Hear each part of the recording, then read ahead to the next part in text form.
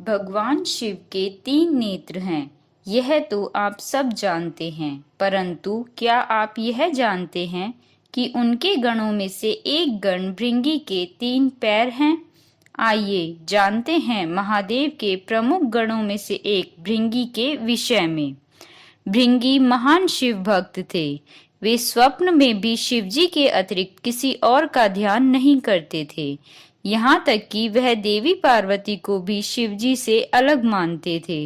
एक बार भृंगी शिवजी की परिक्रमा करने की इच्छा से कैलाश पर्वत पर आए।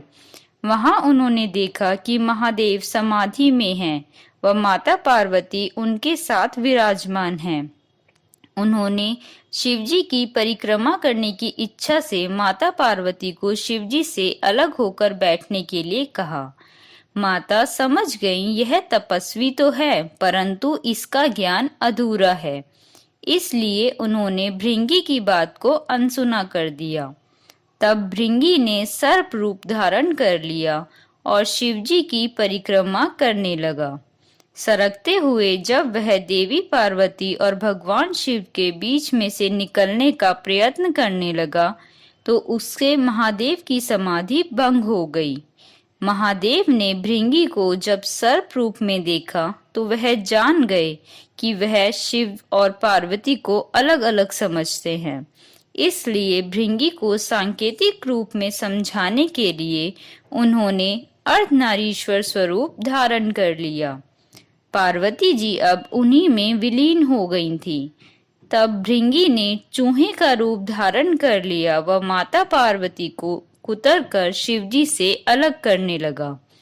तब माता पार्वती ने क्रोधित होकर भृंगी को श्राप दिया कि हे भृंगी, तू सृष्टि के आदि नियमों का उल्लंघन कर रहा है।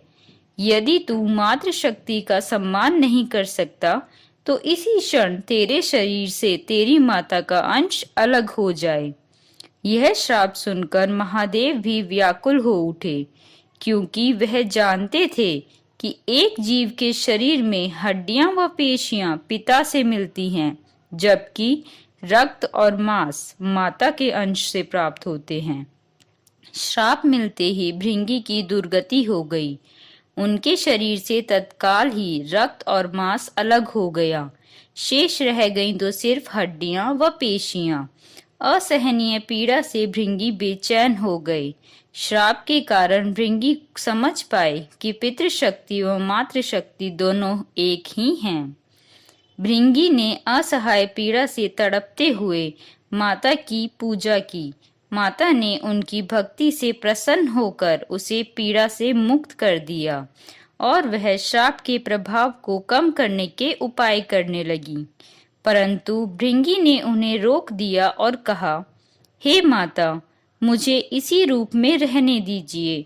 मैं सृष्टि के लिए एक उदाहरण बनना चाहता हूँ, ताकि फिर से कोई भ्रम का शिकार होकर माता व पिता को अलग अलग समझने की भूल ना करे। और माता व पिता दोनों ही समान रूप से पूजनीय हैं। भक्त की यह बात सुनकर महादेव और माता पार्वती प्रसन्न हो गए और उन्होंने भृंगी को अपने गणों में प्रमुख स्थान दिया। भृंगी चलने फिरने में समर्थ हो सके, इसलिए उन्हें तीसरा पैर भी दिया। अर्धनारीश्वर भगवान ने कहा, हे भृंगी, तुम सदा हमारे साथ रहोगे।